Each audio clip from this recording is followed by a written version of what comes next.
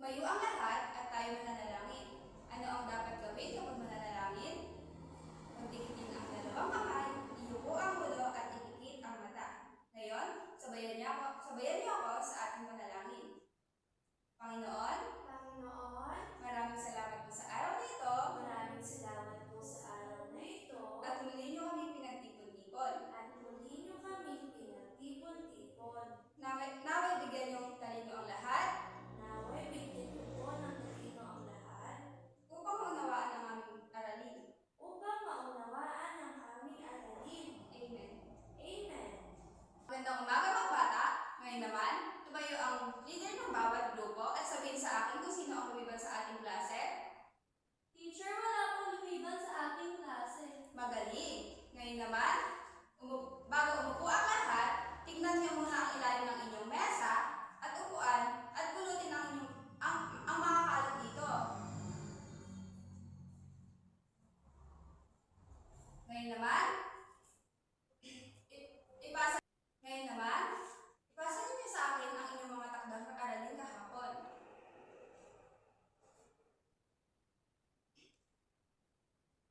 Ngayon naman mga bata, sino yung mga nakakatanda ng ating pinag-aralan kahapon?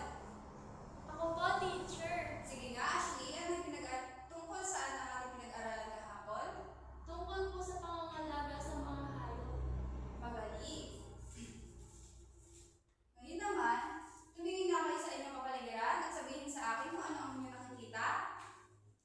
Sige nga, Jamika, magbigay ka ng nakikita mo sa inyong kapaligiran. Puno po, teacher.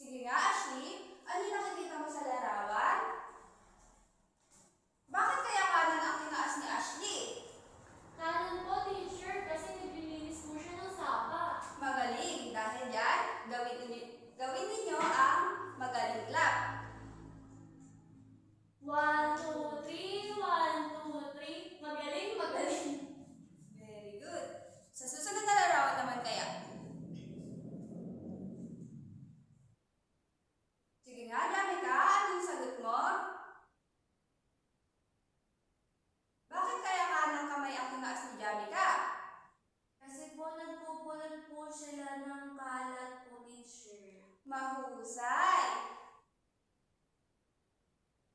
Sa ikatlong larawan kaya? Sige nga, Christine. Bakit kaya ang kaliwang kamay ang inyong tinaas? Kasi po sinusuot po nila yung mga basura. Magaling. Sige nga, Ashley, ikaw? Ano kaya yung nakikita mo sa larawan? Bakit kaya kanan kamay? Kasi po, teacher, naglilinis po sila sa community nila. Mahusay. Sa susunod na larawan kaya, ano kaya yung makikita ni Christine?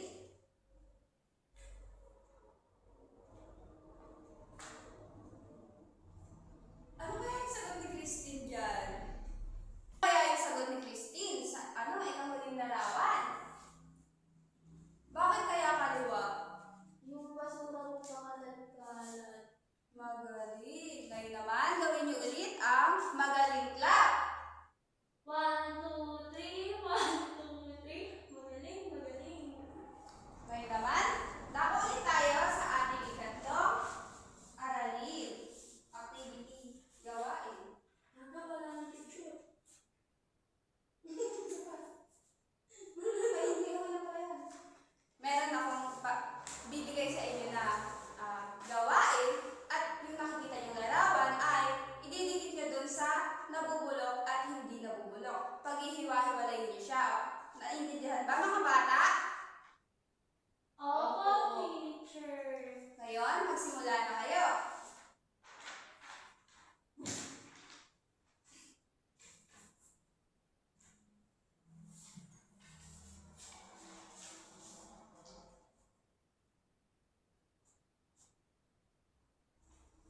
Tapos na ba mga bata? Opo. Ipasa niyo na sa akin.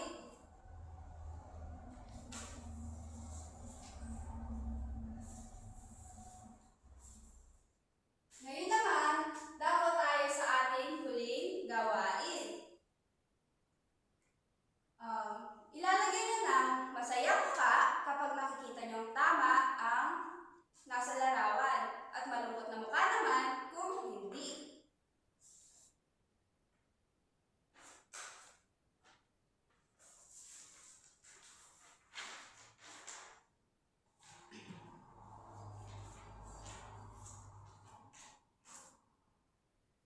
Tapos na ba mga bata?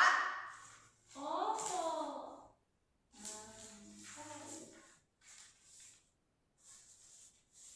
Taas pa rin naman yun. Goodbye. Mga bata, bakit kaya mahalaga ang ating aralin ngayon? Sige nga, Jamika. Para po alam po natin na dapat tayong mag-care sa paligid, sir. Magaling. Ikaw kaya, Ashley? Ano po, teacher? Kailangan po natin malaman yan kasi upang mapanatiling malinis ang kapaligiran. Mahusay. Mga bata, naway marami kayong natutunan sa araw na ito. Ayun lang, paalam.